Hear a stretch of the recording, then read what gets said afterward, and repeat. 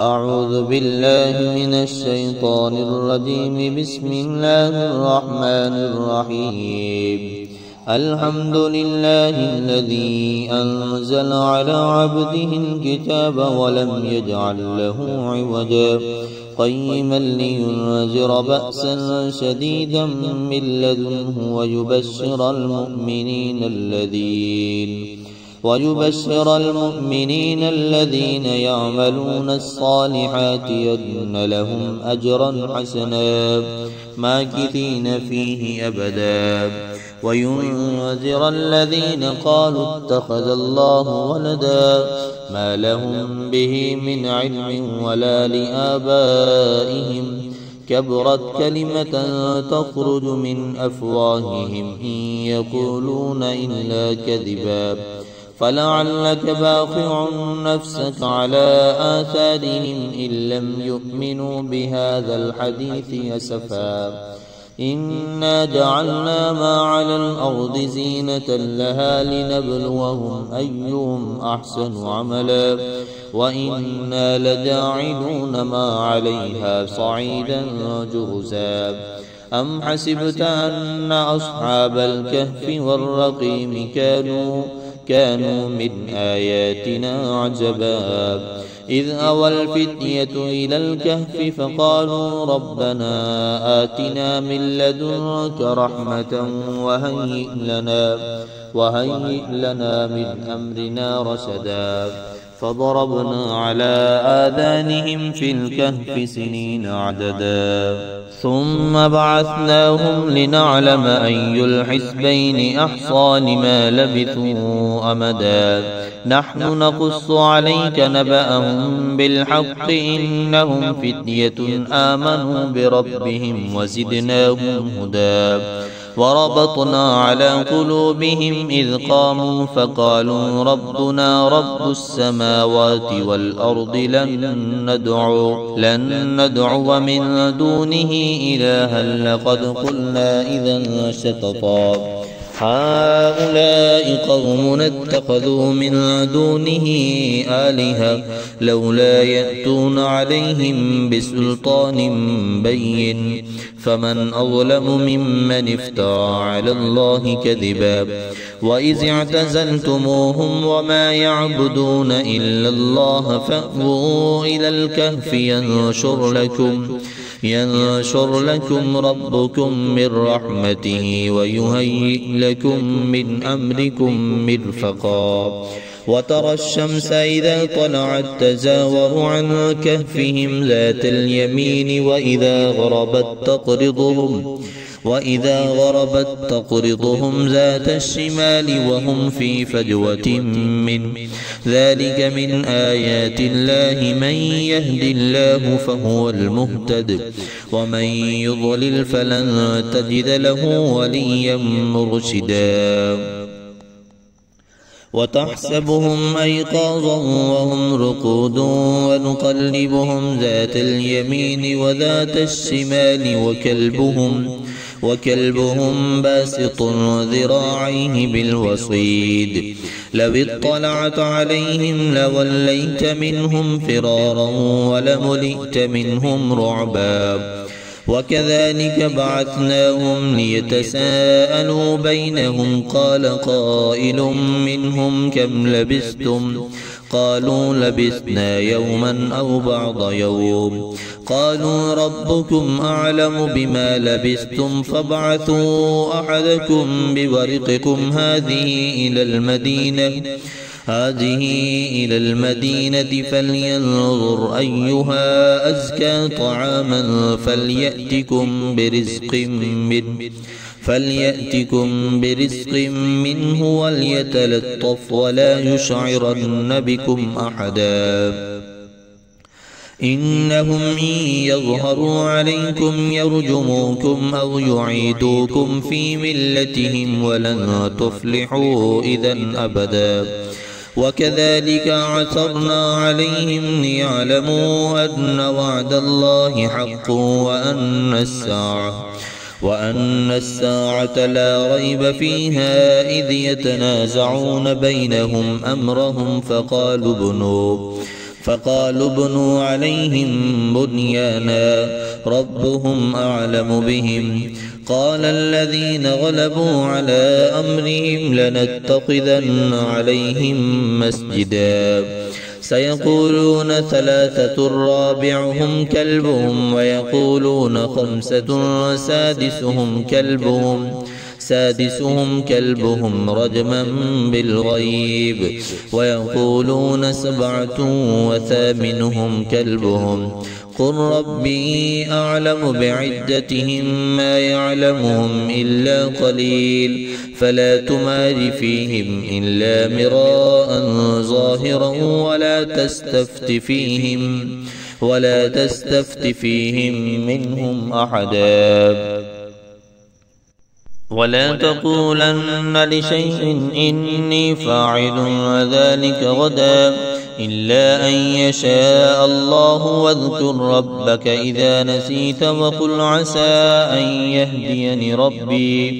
أن يهديني ربي لأقرب من هذا رشدا ولبثوا في كهفهم 300 سنين وازدادوا 9 قل الله أعلم بما لبثوا له غيب السماوات والأرض أبصر به وأسمع ما لهم من دونه من ولي ولا يشرك في حكمه أحدا واتل ما أوحي إليك من كتاب ربك لا مبدل لكلماته ولن تجد من دونه ملتحدا واصبر نفسك مع الذين يدعون ربهم بالغداة والعشي يريدون وجهه ولا تعد عيناك عنهم تريد زينة الحياة الدنيا ولا تطع من أغفلنا قلبه عن ذكرنا واتبع هواه وكان أمره فرطا وقل الحق من ربكم فمن شاء فليؤمن ومن شاء فليكفر إنا أعتدنا للظالمين نارا أحاط بهم سرادقها وإن يستغيثوا يغاثوا بماء كالمهل يشفي الوجوه بئس الشراب وساءت مرتفقا إن الذين آمنوا وعملوا الصالحات إنا لا نضيع أجر من أحسن عملا أولئك لهم جنات عدن تجري من تحتهم الأنهار يحلون فيها من أساور من ذهب ويلبسون ثيابا خضرا من سندس واستبرق متكئين فيها على الأرائك نعم الثواب وحسنت مرتفقا واضرب لهم مثل الرجلين جعلنا لأحدهما جنتين من أعناب وحففناهما بنخل وجعلنا بينهما زرعا كلتا الجنتين آتت أكلها ولم تظلم منه شيئا وفجرنا خلالهما نهرا وكان له ثمر فقال لصاحبه وهو يحاوره أنا أكثر منك مالا وأعز نفرا ودخل جنته وهو ظالم لنفسه قال ما أظن أن تبيد هذه أبدا وما أظن الساعة قائمة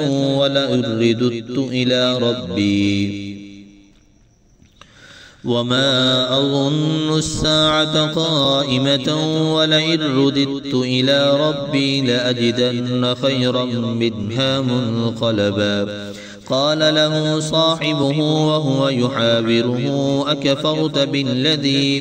أكفرت بالذي خلقك من تراب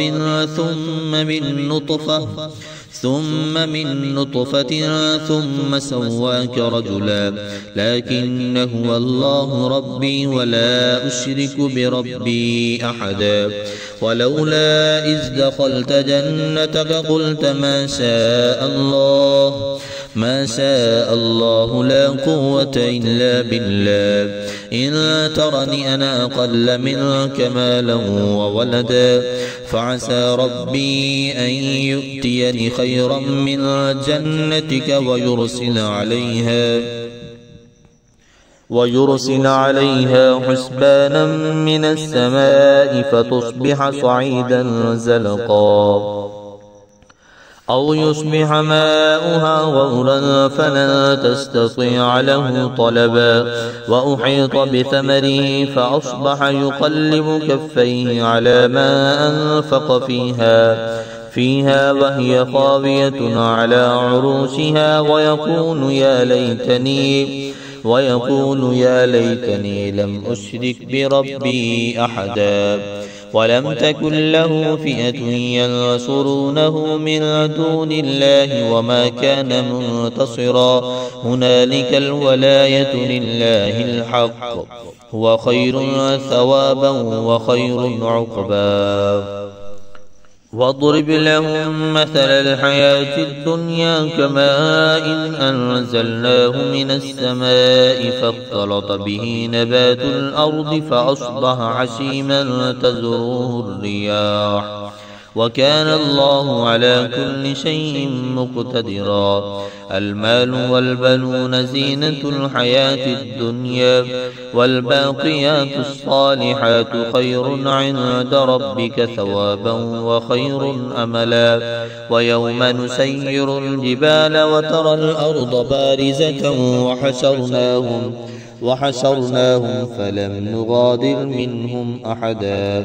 وعرضوا على ربك صفا لقد جئتمونا كما خلقناكم أول مرة بل زعمتم أن لن نجعل لكم موعدا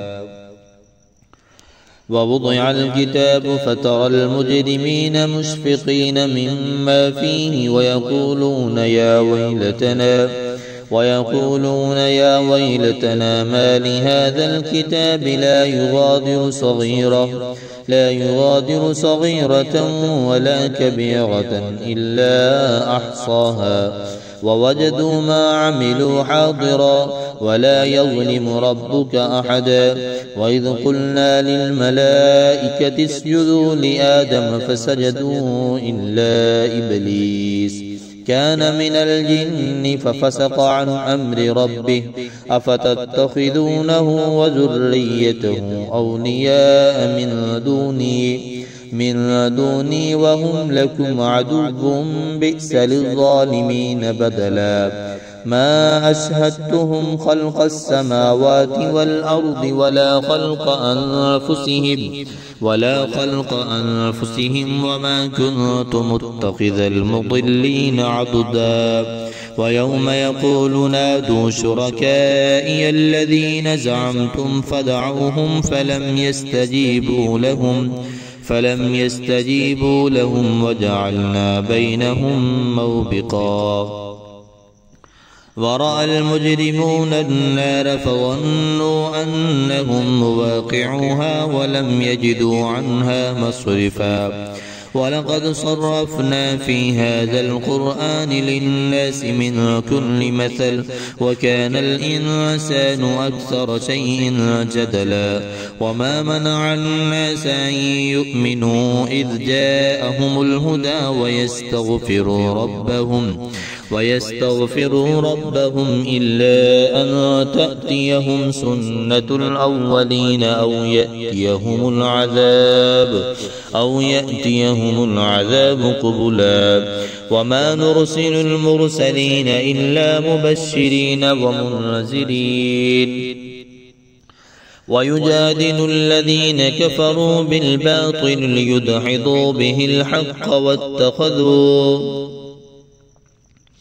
وما نرسل المرسلين إلا مبشرين ومنذرين ويجادل الذين كفروا بالباطل ليدحضوا به الحق واتخذوا آياتي وما أنذروا هزوا ومن أظلم ممن ذكر بآيات ربه فأعرض عنها ونسي ما قدمت يداه إنا جعلنا على قلوبهم أكنة أن يفقهوه وفي آذانهم وقرا وإن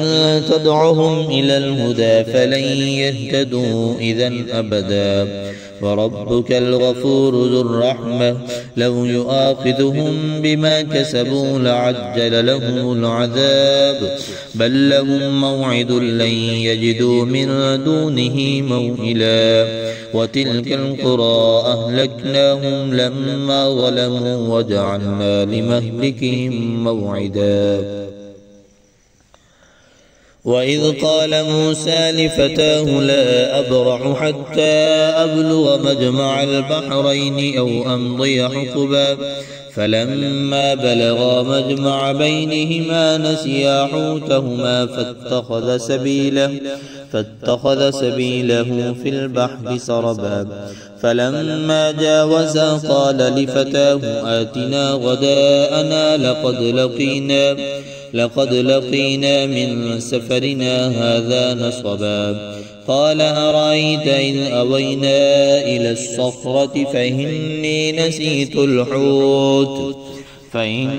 نسيت الحوت وما أنسانيه إلا الشيطان أن أذكره واتخذ سبيله في البحر عجبا قال ذلك ما كنا نبغي فارتدا على آثارهما قصصا فوجدا عبدا من عبادنا آتيناه رحمة من عندنا وعلمناه من لدنا علما قال له موسى هل أتبعك على أن تعلمني مما علمت رشدا قال إنك لن تستطيع معي صبرا وكيف تصبر على ما لم تحط به خبرا قال استجدني إن شاء الله صابرا ولا أعصي لك أمرا قال فإن اتبعتني فلا تسألني عن شيء حتى أحدث لك منه ذكرا فانطلقا حتى إذا ركبا في السفينة خرقها قال أخرقتها لتغرق أهلها لقد جئت شيئا إمرا قال ألم أقل إنك لن تستطيع معي صبرا قال لا تؤاخذني بما نسيت ولا ترهقني من أمري عسرا فانطلقا حتى إذا لقيا غلاما فقتله قال أقتلت نفسا زكية بغير نفس لقد جئت شيئا نكرا قال ألم أقل لك إنك لن تستطيع معي صبرا قال إن سألتك عن شيء بعدها قال ألم أقل لك إنك لن تستطيع معي صبرا قال إن سألتك عن شيء بعدها فلا تصاحبني قد بلغت من لدني عذرا فانطلقا حتى إذا أتيا أهل قرية استطعما أهلها فابوا أن يضيفوهما فوجدا فيها جدارا يريد أن ينقض فقامه قال لو شئت لاتخذت عليه أجرا قال هذا فراق بيني وبينك سأنبئك بتأويل ما لم تستطع عليه صبرا أما السفينة فكانت لمساكين يعملون في البحر فأردت أن أعيبها وكان وراءهم ملك يأخذ كل سفينة غصبا. وأما الغلام فكان أبواه مؤمنين فخشينا أن يرهقهما طغيانا وكفرا فأردنا أن يبدلهما ربهما خيرا منه زكاة وأقرب رحما. وأما الجدار فكان لغلامين يتيمين في المدينة وكان تحته كنز لهما وكان أبوهما صالحا فأراد ربك أن يبلغا أشدهما ويستخرجا كنزهما رحمة من ربك وما فعلته عن أمري ذلك تأويل ما لم تسطع عليه صبرا. ويسألونك عن ذي القرنين قل سأتلو عليكم منه ذكرا إنا مكنا له في الأرض وآتيناه من كل شيء سببا فأتبع سببا حتى إذا بلغ مغرب الشمس وجدها تغرب في عين حمئة ووجد عندها قوما قلنا يا ذا القرنين إما أن تعذب وإما أن تتخذ فيهم حسنا قال أما من ظلم فسوف نعذبه ثم يرد إلى ربه فيعذبه عذابا نكرا. وأما من آمن وعمل صالحا فله جزاء الحسنى وسنقول له من أمرنا يسرا ثم أتبع سببا حتى إذا بلغ مطلع الشمس وجدها تطلع على قوم لم نجعل لهم من دونها سترا كذلك وقد أحطنا بما لديه خبرا ثم أتبع سببا حتى إذا بلغ بين السدين وجد من دونهما قوما لا يكادون يفقهون قولا قالوا يا ذا القرنين إن يأجوج ومأجوج مفسدون في الأرض فهل نجعل لك خرجا على أن تجعل بيننا وبينهم سدا قال ما مكني فيه ربي خير